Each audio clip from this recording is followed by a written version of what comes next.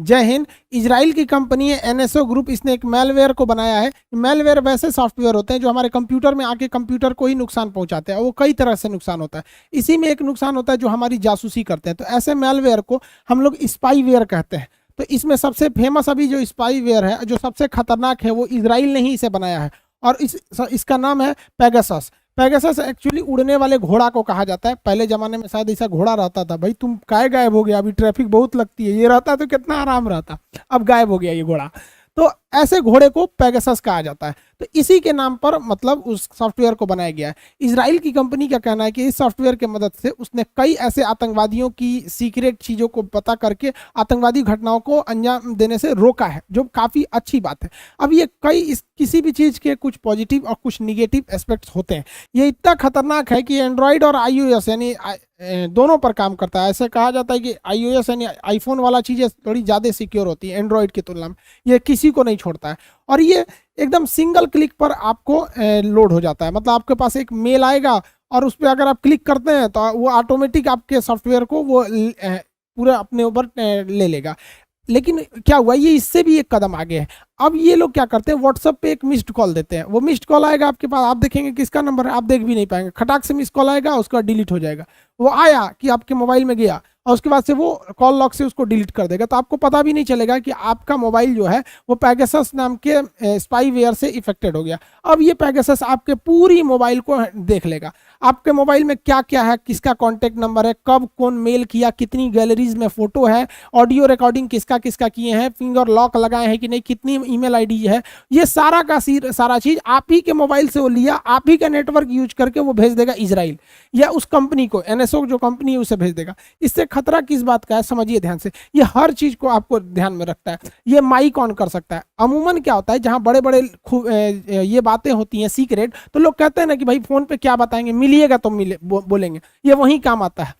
मान के चलिए मिलिएगा, तो ये तो सुन लिया फलाना आदमी मिलना है, सर्विलांस पे पहले से है, तो मिलना है, तो जब मिलने जाएंगे तो टाइमिंग फिक्स करके देख लेगा कि हाई फोन नंबर भी ट्रैकिंग पर है, ये भी है। जब दोनों करीब आएंगे, क्योंकि ये दोनों का लोकेशन देख लेता है, लोकेशन देख के देख लेगा कि ससुर लोग मिलने आए हैं, करीब हैं, तो क्या करेगा ना, मोबाइल का ऑडियो रिकॉर्डिंग में ऑन कर देगा। आप रखे हैं मोबाइल जेब में, आप बतिया रहे हैं, हाँ हाँ यहाँ बम फोड़ना है, ऐसे फोड़ना है, इजराइल को उड़ाना है, इनको उड़ाना है, ले दोनों का माइक ऑन है। अब माइक ऑन होने की वजह से इसका भी बात सुनाई दे रहा है, इसका भी, और माइक ऑन करके सारा का सारा भेज दिया इजराइल के पास, यानी एनएसओ कंपनी के पास। अब उस कंपनी ने जहां भी ऑफिस बनाया है, जहां डाटाबेस मंगाना चाहती है, वहां वो मंगा सकती है उसको।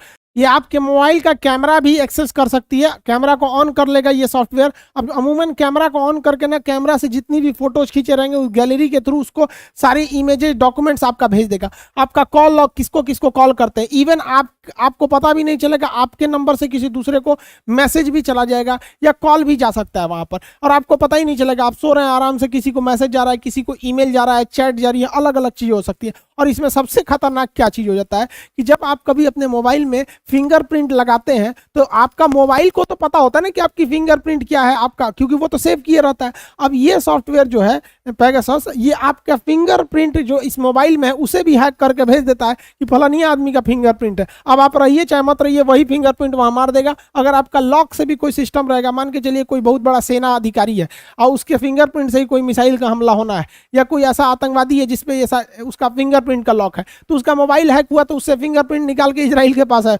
उसका फिंगरप्रिंट लगा के उसको डिफ्यूज भी किया जा सकता है। कॉल पर क्या बात कर रहे हैं, क्या चीज हो रहा है, सारी चीजों को डिटेल यहां से निकाला जा सकता है। अब इसी में हो गया भाई साहब, हमारे जो पड़ोसी देश हैं ये इमरान चचा को, अब इसके पास 4 मोबाइल है इमरान खान के पास, और 3 पत्नियां हैं, तो एक एक मोबाइल अपनी पत्नियों के लिए रखा है भाई साहब, और एक मोबाइल जो बच गया ये बैंड पार्टी वाले के लिए रखा है, इसका सेना प्रमुख है, इसी से बात करता है। तो 4 मोबाइल में से एक मोबाइल का ये सबसे ज्यादा यूज करता था, बाकी 3 पत्नी, आप पत्नी सबको कितना फोन करता होगा, टाइम कितना है बुढ़ौती में इसके पास। तो जिस मोबाइल से सबसे ज्यादा यूज करता था वो इंटरनेशनल बातें करता था, या फिर विदेशों में, या फिर अपने सेना प्रमुख से, इवन अपने संसद के मंत्रियों से, अलग अलग नेताओं से, वही फोन सबसे ज्यादा ट्रेस किया गया। और पाकिस्तान का कहना है कि ये इजराइल की एनएसओ कंपनी द्वारा बनाया गया पेगासस सॉफ्टवेयर की मदद से भारत ने इसकी स्पाइंग की है, और इस स्पाइंग की मदद से भारत ने पाकिस्तान को बहुत बेहतरीन ढंग से थूर दिया है। कैसे थूरा है, क्योंकि बहुत समय से ही इमरान खान की मोबाइल ट्रेस सर्विलांस पे चल रही थी, और इसमें सरकार को पता चल गया था कि अगर ये एयर स्ट्राइक करते हैं तो पलट कर पाकिस्तान की सेना जवाब नहीं देगी, क्योंकि प्रधानमंत्री और सेना के बीच की बात होती होगी तो पूछते होंगे इमरान खान उससे, सेना प्रमुख से, कि स्ट्राइक कर दिया, एयर स्ट्राइक, F-16 गिर गया यहाँ पर, अब क्या करना है, अभिनंदन यहीं पे छोड़े कि नहीं छोड़े, तो कहा छोड़ दीजिए महाराज नहीं तो बवाल हो जाएगा। तो भारत सरकार को पहले से पता था कि उनकी औकात क्या है। इसी को देखते हुए एयर स्ट्राइक हुआ, सर्जिकल स्ट्राइक हुआ, 370 में से इन लोगों को डिब्बा में बंद कर दिया, डिब्बा में नहीं बंद किया, क्या बोलते हैं लोग उसको, अरे डिब्बा में बंद, घरे में बंद कर, नजरबंद कर दिया, अरे वही डिब्बा में बंद किया। नजरबंद मतलब किसी दूसरे से मिलने नहीं दिया जाता है। इन लोग को लगता था कि ये कश्मीर को स्वतंत्र देश बना लेंगे। क्या हाल चले चाचा आप लोग का, ठीक ठाक है लोग कि नहीं, चलिए कोई बात नहीं। ये लोग पाकिस्तान के भरोसे कूदते थे। पाकिस्तान इमरान खान को फोन करेंगे, हम कश्मीर को बर्बाद कर देंगे, तो इमरान खान कहेगा तुम आगे बढ़ो हम तुम्हारे साथ हैं। लेकिन इमरान खान फोन कहां करेगा, अपने सेना प्रमुख को, वो कहेगा हे महाराज मरने दीजिए ससुरन को, छोड़ दीजिए वहां पे 370 हटता है, हटने दीजिए। तो भारत सरकार को तो पता है ना कि ये झंडू जिनके दम पर कूद रहे हैं, उनका जो अपना सेना प्रमुख है वो खुद इनका साथ नहीं देगा, इसलिए 370 इतना इजिली हटा। हमको तो लगता है कि 370 को हटाने में उतना ही मेहनत लगा जितना केक काटने में लगता है, क्योंकि गवर्नमेंट को पहले से पता था। अब इजराइल का लिखिए, बिहार में कहा जाता है ना, एगो डायलॉग बोलते हैं, कह के लेंगे, यही काम कर दिया इजराइल ने। ये लोग है मुंह बंद कर ससुर, तुमने बरस नहीं किया, देख रहे दांत में खोल रहा है, चिल्ला कौन चिल्ला, अभी सब बात नहीं बताएंगे, क्या क्या तुम्हारे देखो, ये बेचारा डर गया, इसको क्या लग रहा है कि हम इन सब वाला भी बतिया लीक कर देंगे। नहीं, हम उस सब नहीं, अब मत डरो यार, छोड़ो, चलिए हम मेन टॉपिक पे बात करते हैं। दांत में खोल रहा है, प्रधानमंत्री हो यार, इलाज करा लो, पीला पीला दांत लेके घूम रहा है, ब्रश किया करें यहाँ पे। ये इजराइल को मान्यता नहीं देता था, कहता था इजराइल कोई देश ही नहीं है।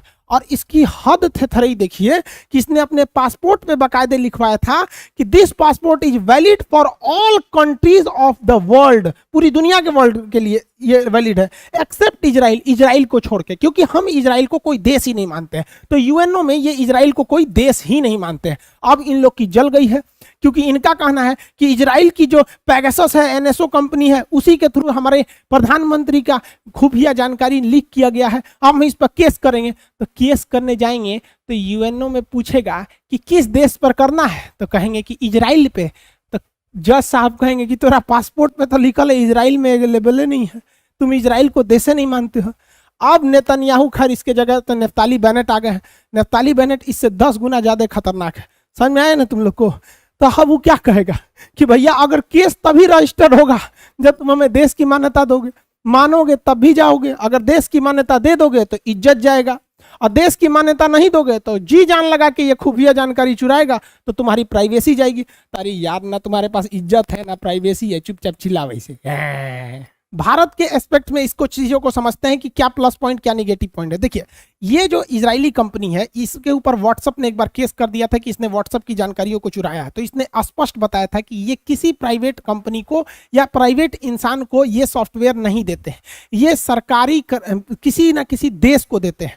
और अब तक ये लोगों ने 40 देशों को दे रखा है, जिसमें भारत भी शामिल है। तो इनका कहना है कि कोई प्राइवेट इंसान इसका यूज नहीं कर सकता। दूसरा, ये काफी महंगा है। एक आदमी का अगर जांच कराना है, स्पाइंग करानी है, तो 1 करोड़ से ज्यादा लगता है। ये कम से कम 50 आदमी का ले देते हैं, यानी 60 करोड़ रुपया लेते हैं, तो उसमें 50 आदमी की आप जांच करा सकते हैं। यह मामला भारत के सरकार के सामने भी उठाया गया। तो ऐसा नहीं है कि केवल भारत सरकार, विदेशों में भी ऐसे बहुत 40 देश बता रहे हैं ना, इसके में थे। जमाल खशोगी को सऊदी अरब वालों ने मरवा दिया कॉन्सुलेट में ही वहां पर। तो ये कैसे स्पाइंग हो रही थी कि उसकी पत्नी से इनकी क्या बातें हो रही थी, जेब वजह उसके मोबाइल को हैक किया गया था। तो ऐसा नहीं है कि केवल भारत पीड़ित है, इसमें 40 देश है। अब भारत सरकार का क्या कहना है? भारत सरकार का ये नहीं कहना है कि हमने इसका यूज नहीं किया है, और ना ही सरकार ने ये कहा है कि हमने इसका यूज किया है। सरकार ने कहा है कि हमने इसका कोई भी गलत प्रयोग नहीं किया है। मतलब सरकार इशारे में कह रही है कि हमने इसका यूज किया है आतंकवादी वगैरह की टेपिंग के लिए, जो सही भी है, लेकिन कुछ गलत है जो आगे बताएंगे प्रोसीजर को लेकर। अब ये सही कैसे है और सरकार ने कैसे कहा है? क्योंकि सरकार में एक बहुत ही विश्वसनीय सुब्रमण्यम स्वामी जी है। भाई साहब, इनकी नेक्स्ट लेवल के आदमी है, ये बहुत बड़े वकील हैं, कोर्ट में इनका क्या पूछना ही है। तो इन्होंने भी कहा है कि हाँ भैया टेपिंग हुई है। तो इसका मतलब ये इंसान तो झूठ नहीं बोलेंगे भाई, ये लोग बड़े बड़े लोग, कुछ क्रेडिबिलिटी होती है। और गवर्नमेंट ने भी जब कहा है कि हम इसका मिसयूज नहीं किए हैं, तो देखिए अगर हम लोग पूरी तरह से खुला छूट देंगे तो बहुत ज़्यादा दिक्कत हो जाएगा। तो आतंकवादी या देश को जो तोड़ने की बात कर रहे हैं उनके लिए ये गलत है, लेकिन मतलब उनके लिए ये होना चाहिए, लेकिन गलत कहाँ हो जाता है ध्यान से समझिए। ये मामला अभी भले उठा है, लेकिन ये मामला 2017 से 19 के बीच में है। 2017 से 19 के बीच में दुनिया भर में 50,000 लोगों के मोबाइल पर ये सॉफ्टवेयर इस सब चीज़ों को भेजा गया उसकी स्पाइंग कराने के लिए, जिसमें से 300 नंबर इंडिया के थे।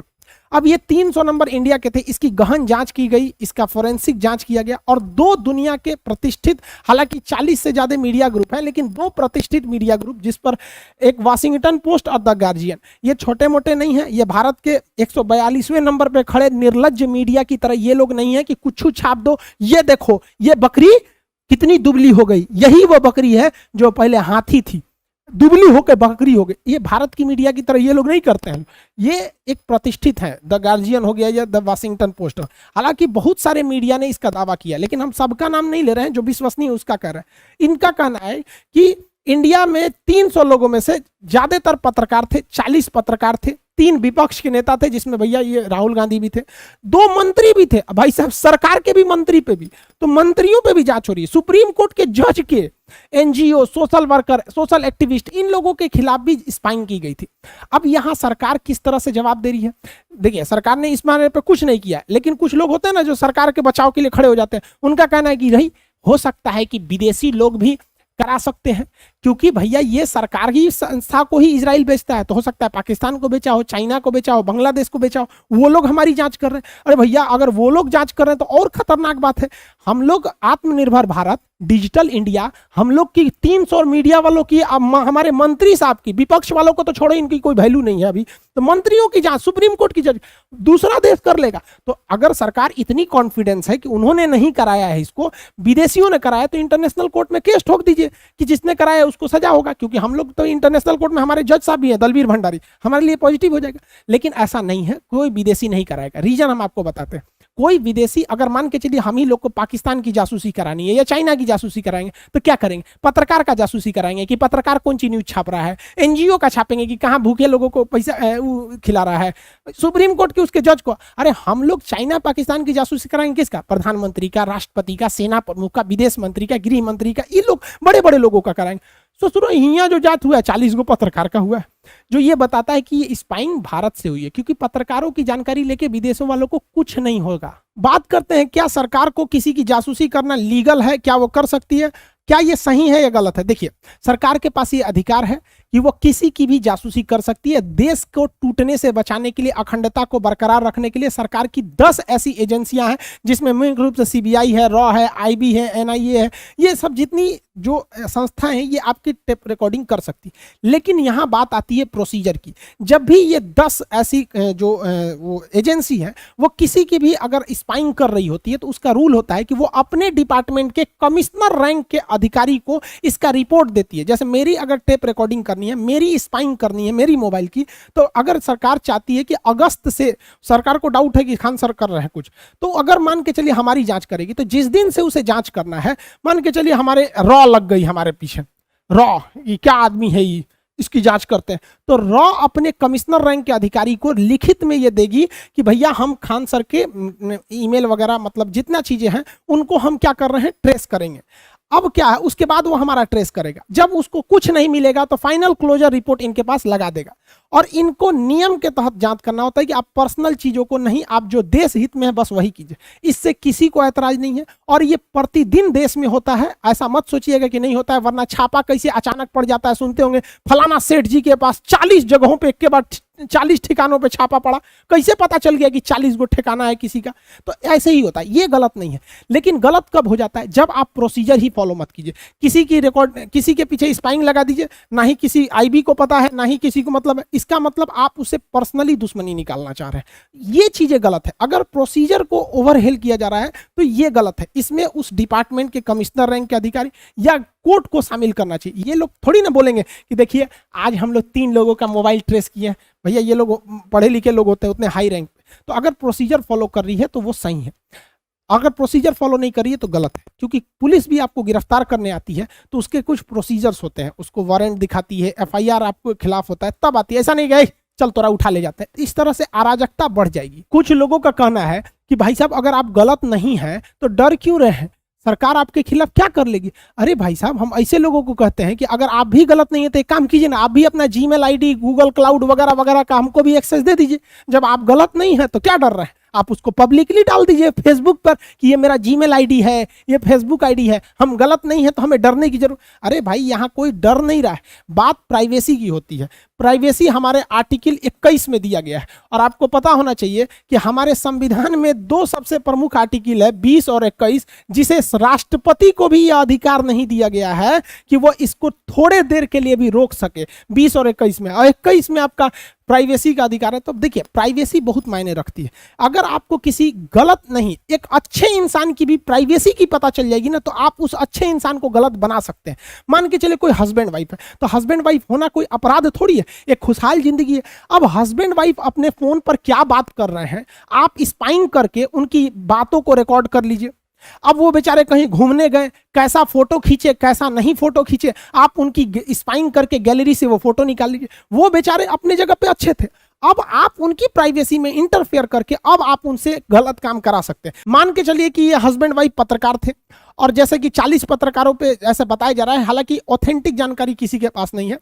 अब इनकी कुछ कॉल डिटेल्स आपस में बात किया गई या कुछ फोटोज आ गए। अब बेचारे ये गलत नहीं है, बट ये अपनी प्राइवेसी को बचाने के लिए इनको ब्लैकमेल किया जा सकता है। कैसे, किसी लड़की का फोटो खींच लीजिए, अब वो बेचारी अपराधी थोड़ी है, लेकिन वो अपनी निजता को बचाने के लिए आपके इशारों पर काम करने के लिए मजबूर हो जाती है। तो वही बात कर रहे हैं कि अगर तो प्राइवेसी खत्म हो जाएगा तब तो चाइना बन जाएगा। वहां पे भी किसी चाइना में अगर आप वीपीएन यूज करते हैं ना तो भी पकड़ लेता है आपको, जबकि वीपीएन वो सर्वर ही हटा देता है आपका कि आप इंडिया से कहां का सर्वर यूज कर रहे हैं पता ही नहीं चल रहा है वहां पे।